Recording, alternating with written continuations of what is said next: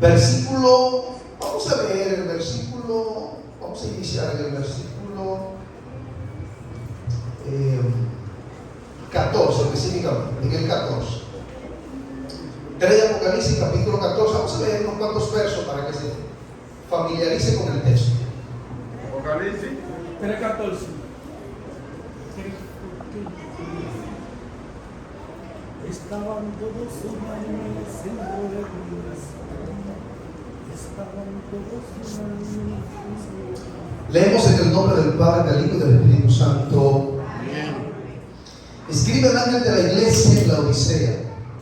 Esto dice el Amén, el testigo fiel y verdadero, el principio de la creación de Dios. Yo sé tus obras, que ni eres frío ni caliente. Ojalá fuese frío o caliente. Así, por cuanto eres tibio y no frío ni caliente, voy a vomitarte de mi boca. Porque dices, yo soy rico y me he enriquecido y de ninguna cosa tengo necesidad, y no sabes que tú eres un desventurado, miserable, pobre, ciego y desnudo. Te aconsejo que de mí compre oro refinado por fuego, para que seas rico, y vestidura blanca para que te cubras, y no te quede al descubierto la vergüenza de tu desnudez. Y unge tus ojos con colirio. Debe pasar la página. Con colirio, para que veas. Y yo reprendo y corrijo a todo lo que hago. Sé pues celoso y arrepiente. He aquí, yo estoy a la puerta y llamo. Si alguno oye mi voz y abre la puerta, entraré a él, cenaré con él y él conmigo. Y al que venza le daré que se siente conmigo en mi trono, así como yo he vencido y me he sentado con mi Padre en su trono. El que tiene oído, oiga lo que el Espíritu dice a las iglesias. Soberano Dios Todopoderoso, infinitas las gracias por la oportunidad inmerecida de estar en este lugar. Gracias por tu misericordia, por tu amor, por despertarnos un día más y darnos el oxígeno, el aire, y darnos, Señor, la vigorosidad para poder estar de pie, la fuerza, el acompañamiento, es decir, que ha estado a nuestra velocidad para nosotros poder estar reunidos en esta casa. No es porque seamos bonitos, ni porque seamos fuertes, ni porque seamos buenos, ni porque seamos agradables. Estamos aquí porque tenemos un Dios de misericordia que no se ha torcido su brazo y Él no se ha dormido. Por tanto, Dios del cielo, pedimos que tu palabra encuentre cabida, encuentre lugar, encuentre espacio, encuentre la habitación, encuentre el rincón en nuestra vida para bendición y progreso de nuestra alma. En el nombre de Yeshua HaMashiach. Amén y amén. Siéntese un momento. La semana pasada nosotros estuvimos ministrando a lo que le denominamos el tema desconectado. Queremos seguir la parte 2 de la desconexión. Si usted no estuvo con nosotros, yo le voy a dar una recorrida rapidita, un resumen de lo que estuvimos hablando la semana pasada acerca de la desconexión. Hablábamos del Salmo 73 y decíamos que Asaf era un sacerdote que ministraba en la casa de Dios, y en un momento determinado Asaf dice: por poco resbalan mis pies. Ok, y aquí lo que él resalta es que dice: mis pies no resbalaron porque yo dejé de ayunar, mis pies no resbalaron porque yo dejé de orar, mis pies resbalaron porque tuve envidia del progreso de los impíos. Es decir, quité la mirada del foco que es Dios, quité la mirada del soberano y me puse a mirar la maldad del que vive en maldad, del que de manera continua progresa en sus iniquidades. Y yo era un hombre que entraba al santuario, que ofrecía sacrificio al Señor, y a pesar de los sacrificios que yo ofrecía, mi cuerpo estaba haciendo un sacrificio sacrificio, pero mi mente estaba lejos de lo que yo estaba ofreciendo al Señor. Y a veces, por eso yo digo, nosotros tenemos que ofrendar nuestra vida a Dios, porque cuando traemos nuestra vida a ofrendar al Señor, nos entregamos enteramente. Por eso yo siempre le pregunto a los que van a presentar un niño al Señor, lo presentan sin reserva. Es decir, hay gente que a veces viene y te presentan el niño en la iglesia, pero van y le ponen un parchito rojo en la mano, o le ponen un puñito, le ponen un pedazo de trapo en los pies. Es decir, ellos no tienen la convicción de que Dios puede cuidarlo, puede suplirle, puede protegerlo, puede guiarlo. Dios necesita ayuda. Y eso era lo que estaba pasando con el salmista. El salmista predicaba, el salmista cantaba, el salmista ofrecía sacrificio. Eso lo hacía su cuerpo, pero su alma no estaba conectada con Dios. Mientras él venía al culto, su alma deseaba otra cosa. Mientras él estaba en el servicio, su alma estaba en otra cosa. Y ustedes tienen su cuerpo aquí hoy. Mi pregunta sería, ¿está su alma aquí en el culto junto con su cuerpo, o solamente está su cuerpo? Por eso el salmista dijo: entraré por sus atrios con acción de gracia, con alabanza. ¿Pero por qué, David? Porque yo necesito que mi alma se conecte donde está mi cuerpo también. Por eso él decía: alma mía, alaba a Jehová, y no olvide ninguno de su benevolencia, ni lo que te ha hecho bien. ¿Y por qué? Porque mi cuerpo de vez en cuando está adorando, pero mi alma no lo hace. Y usted tiene gente. ¿Por qué usted insiste tanto, pastor, con estar desconectado? ¿Por qué?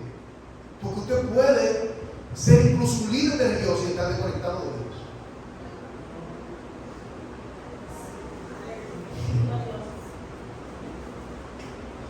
Asaf, yo me imagino, hermano, a Asaf predicando o hablando de su torpeza espiritual, y los que están ahí diciendo: pero no puede ser, es que no puede ser.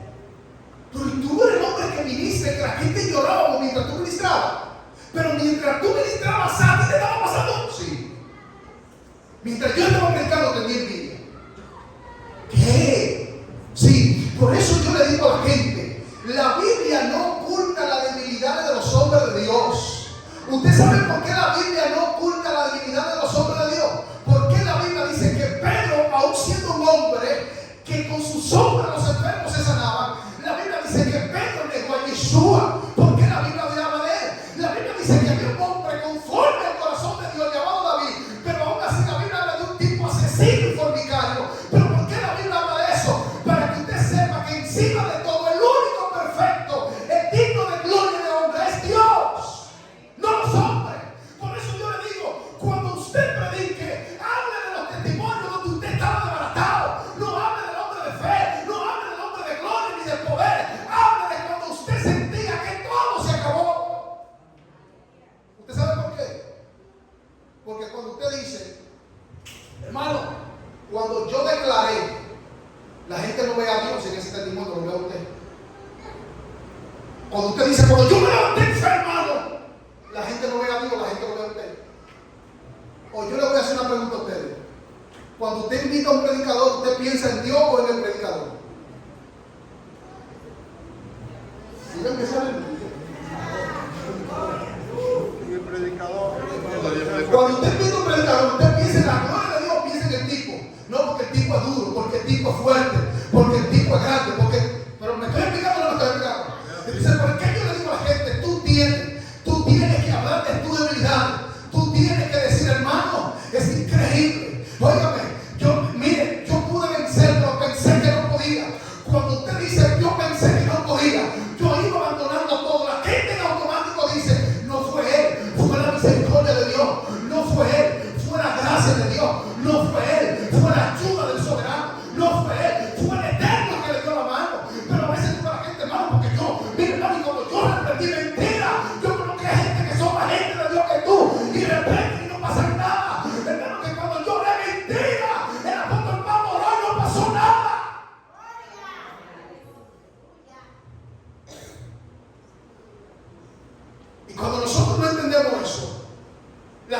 deja de mirar a Dios, mirar a Jesús y comienza a mirar a nosotros. Y una señal clara de alguien que predica desconectado es que siempre está cuidando de que la gente le valore.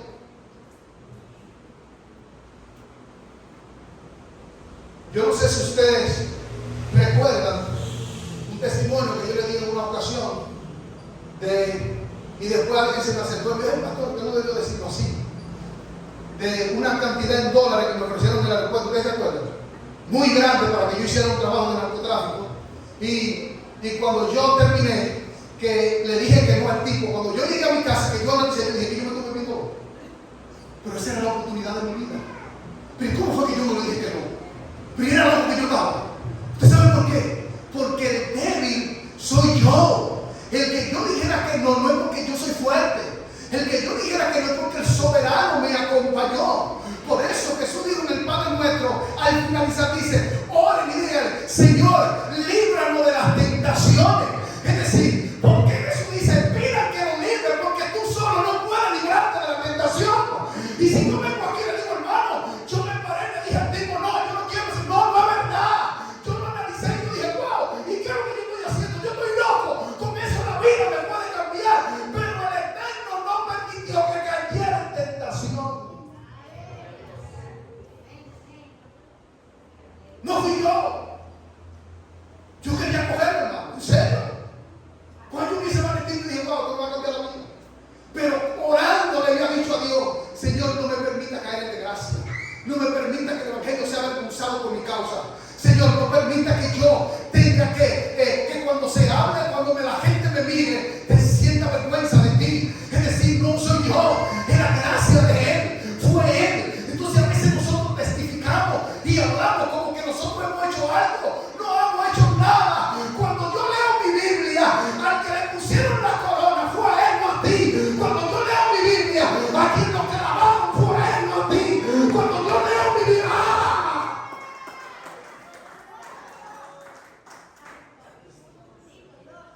entonces, ¿cuál es el afán de que yo hice, de que yo declaré, de que yo ve? ¿Cuál es el afán?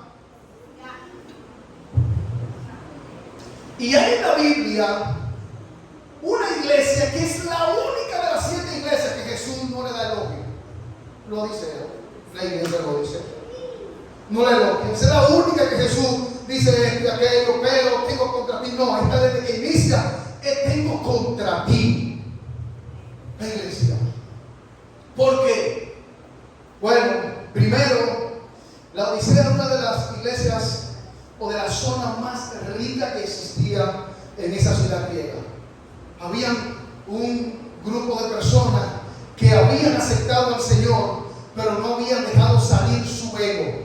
¿Recuerdan los apóstoles que en una reunión, acabando de salir de orar de Jesús en el monte de los olivos, en el lugar separado? Es decir, tú vienes de una oración, tú vienes de una conexión, tú vienes de una intersección con el Hijo de Dios, y lo primero que te llega a la mente es: Padre, Jesús, tú mira qué discípulo, mira qué templo, mira qué edificio.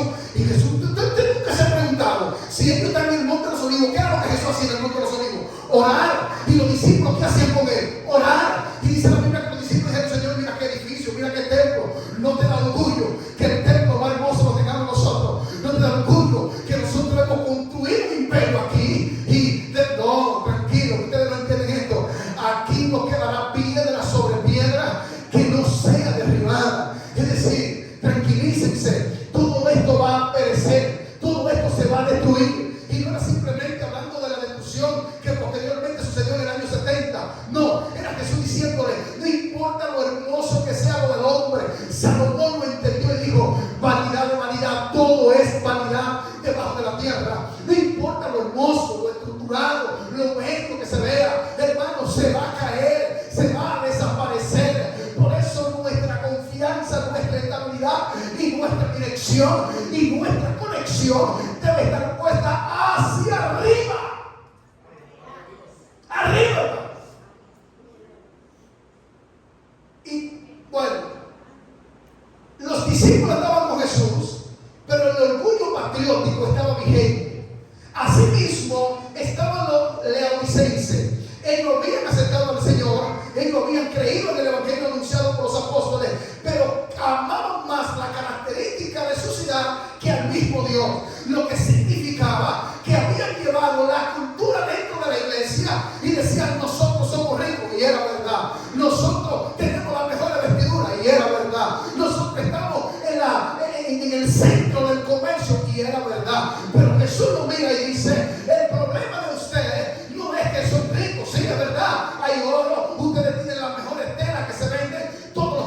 príncipes iban a comprar la Odisea. Eran los fabricantes de la famosa tela negra. Era una tela negra que usaban los príncipes, los reyes, los gobernantes. Es decir, pero fíjense lo que Jesús le dice: ustedes están desnudos. ¿Cómo? Pero nosotros vendemos tela. Usted se imagina, si usted le dice a un motoconcho: oye, motoconcho, él no se siente enojado porque él sabe que es un motoconcho. Pero si un tipo que acaba de comprar una Land Cruiser Prado 2026 de $165,000, usted le dice: oye, motoconcho, el tipo se va a ofender. El tipo va a decir: ¿a quién es que tú le estás hablando? ¿Tú crees que yo soy un motoconcho? Yo tengo un vehículo de 12 millones de pesos. Cuando Jesús le dice desnudo, se le está diciendo a la fabricación de tela más grande que había. Cuando Jesús le dice ciego, le está diciendo que los mejores oculistas de la época estaban en la Odisea. Cuando Jesús le dice pobre, le está diciendo la ciudad más rica.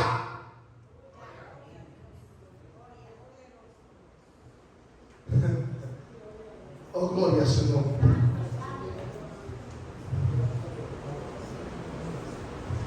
A la gente más rica que tú le estás diciendo pobre.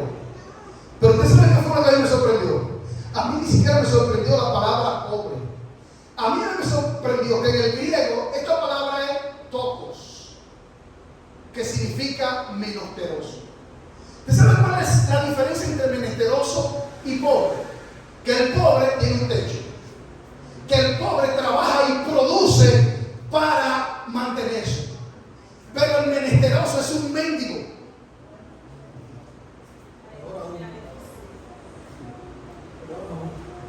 El menesteroso es un mendigo que depende de la migaja de los demás para poder comer.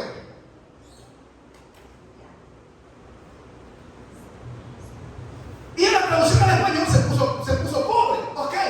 Pero según el griego es menesteroso. Es decir, ustedes son unos miserables mendigos que ni siquiera tienen la fuerza para trabajar y producir, para proporcionarse su propio gasto. Mucha gente aquí es pobre, pero trabaja y tiene una casa. Mucha gente aquí es pobre y quizás tiene un vehículo en que moverse, pero el menesteroso es alguien que no tiene nada, que no sabe qué va a comer, que no sabe dónde va a dormir, que no sabe cuál es la cobertura que tiene. Y por eso Jesús le dice: para mí ustedes son unos menesterosos, ni siquiera son pobres, ustedes están por debajo de los pobres. Es decir, ustedes son unos mendigos. Pero Jesús, ¿por qué? Si nosotros somos la ciudad más rica.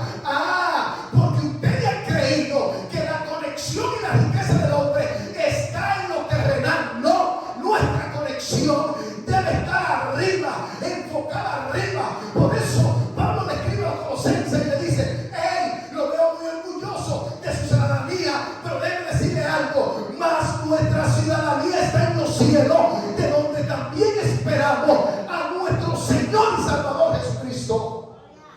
De ahí. Y si nosotros pudiéramos dividir esto en dos partes, diríamos: está el grupo que tiene bienes materiales, pero sabe que a pesar de lo que tiene, Dios es su sustento. Y está el grupo que tiene bienes materiales, pero cree que podría mover a Dios con lo que tiene.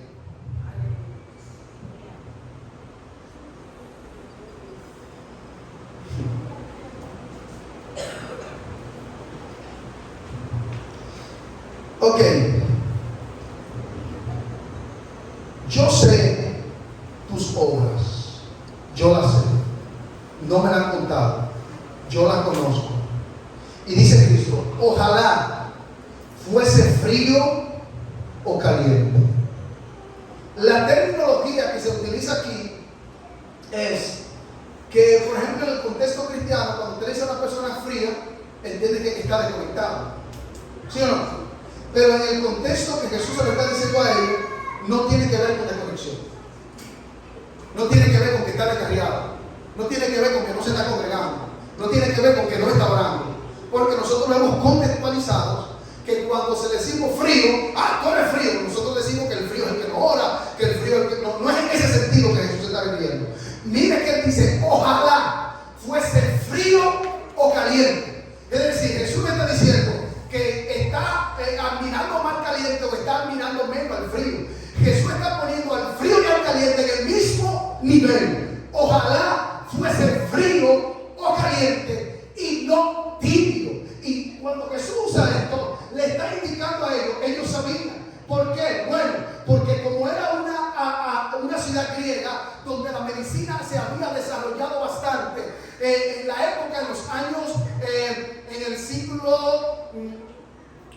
siglos, por ahí en el año 34 antes de Cristo, por ahí vino una fiebre, un asunto donde los niños se enfermaron, murieron mucha gente. Entonces esta ciudad griega, que había desarrollado un componente de una agua tibia, que lo digamos que se dio con unos minerales, se lo daban a la persona y la persona vomitaba. Al vomitar la persona se aliviaba del síntoma. Entonces Jesús le está diciendo, note que si está caliente tú no vomitas, note que si está frío tampoco vomitas. Pero cuando le daban el remedio tibio, la persona vomitaba lo que tenía dentro, porque era como un tipo de bacteria que había en la época que se hizo viral. Y entonces se desarrolló un tipo de medicina que de la única manera que funcionaba era tibia. Entonces Jesús le está diciendo a ellos, ojalá fuese frío, ojalá fuese caliente, porque te puedo tolerar, pero la tibieza no la tolero, porque te vomitaré como es impulsado el vómito hacia afuera. Ellos saben de qué Jesús está hablando, porque ellos estaban ahí. Ellos saben que se murieron muchos familiares, conocían. Entonces Jesús está hablando de un acontecimiento histórico que marcó la ciudad y ellos conocían el remedio. Y Jesús le está diciendo, ojalá fuese frío, caliente o no tibio. ¿Y por qué? Porque te voy a vomitar de mi boca. No te puedo digerir. Si fuese frío te pudiera digerir. Si fuese caliente te pudiera digerir. Pero al ser tibio no puedo digerirte. Y nosotros, y yo siempre hago esta aclaración, nosotros decimos, el frío es el que tiene, el tibio es el que tiene un pie adentro y un pie afuera. Eso no es lo que, en realidad eso no es lo que está diciendo el texto. O sea, cuando nos vamos al contexto histórico, eso no es lo que el texto está diciendo, que el tibio es el que tiene un pie adentro y afuera. Nosotros lo contextualizamos y se le puede dar esa aplicación. Pero lo que el texto está diciendo realmente es que Jesús está diciendo, la magnitud de su desconexión me ha causado náusea a tal punto que no puedo retenerlo dentro de mí.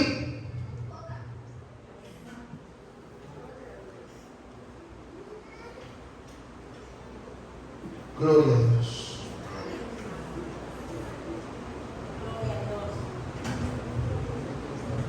¿Usted sabe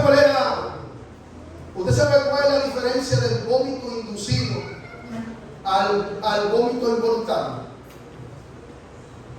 El vómito inducido es cuando una persona, por ejemplo, que tiene anorexia bulímica, que se mira al espejo y estando flaco se le gorda, come y se provoca para vomitar. Y el otro es que por una complejidad gástrica o una situación X médica, entonces de manera involuntaria, por la sintomatología, saca lo que está dentro. ¿De cuál de las dos usted cree que Jesús está hablando? Jesús está hablando del vómito inducido. Es decir, voluntariamente te quitaré. Voluntariamente te quitaré. ¿Y por qué? Bueno, porque tú dices,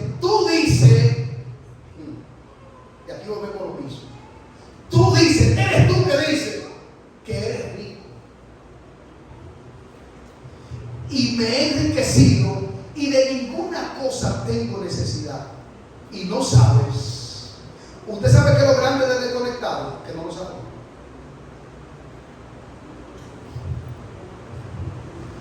Y no sabes que eres un desventurado, miserable, pobre, ciego y desnudo. Pero yo te aconsejo que de mí compre oro refinado. Ok. ¿Qué le parece a usted tratar de venderle oro a las personas que habían dedicado toda su vida a pegar con oro? ¿Usted cree que ellos tenían necesidad de comprarle oro a alguien? Si ellos, al contrario, ellos eran los suplidores. Ellos eran los que suplían oro a las demás naciones. Y Jesús le dice, yo te aconsejo que de mí compre oro. También le dice, y que de mí compre vestiduras. Note que la tela famosa de ellos era negra. Pero Jesús le dice, te aconsejo que de mí compre ropas blancas. Oh.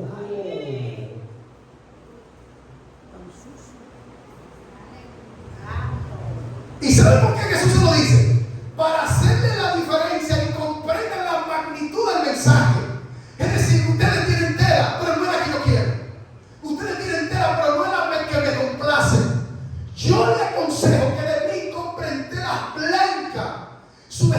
blanca, para que se cubran y no quede al descubrimiento su vergüenza de tu desnudez. Señor, pero nosotros tenemos la ropa de lino y de púrpura y tenemos la tela oscura más famosa de la época. Sí, pero a pesar de eso, yo te aconsejo que compre de mí. Y otra cosa, quiero que unga tus ojos con colirio para que veas.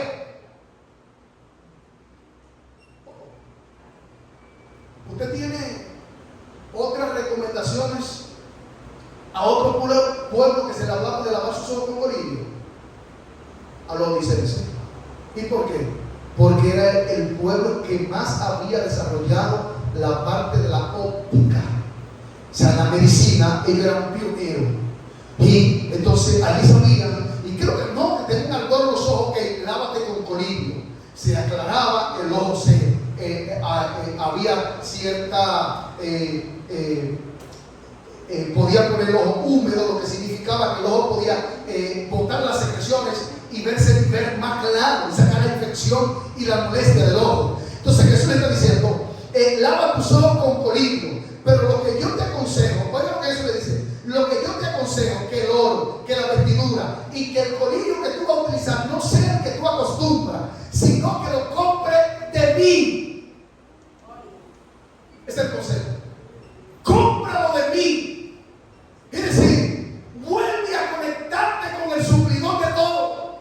Porque te desconectaste de mí, piensa que sin mí puede vivir. No es verdad. Tú estás desconectado y te falta vestirte, te falta lavar tus ojos y te falta comprar oro refinado. Mira lo que dice Juan 15:5. Yo soy la vid y vosotros sois los pámpanos. Puede decir, yo soy el tronco y ustedes son la rama. El que permanece en mí y yo en él, este lleva mucho fruto, porque separado de mí nada podrá hacer. Esta es la metáfora principal de toda la independencia. ¿Acaso alguien me preguntó una vez y me dijo, pastor, usted no se ha dado cuenta que la Biblia dice que apartado de él nada podemos hacer? Entonces los malos que matan, que roban, los políticos que se acaban con el país, están separados de Dios y ellos hacen de todo. Y yo le dije, sí, claro. Ahora te pregunto, ¿tú has leído bien el capítulo 15? ¿Tú estás seguro de qué está hablando? Está hablando